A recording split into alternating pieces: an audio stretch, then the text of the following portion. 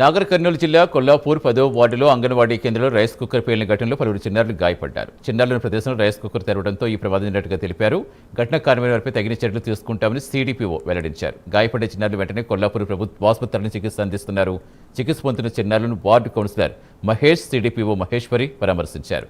అంగన్వాడీ నిర్లక్ష్యం వల్లే ప్రమాదం జరిగినట్టుగా పేరెంట్స్ ఆరోపించారు. ఆమెపై కఠిన చర్యలు తీసుకోవడంతో పాటుగా విధుల నుంచి తొలగించాలని డిమాండ్ చేశారు.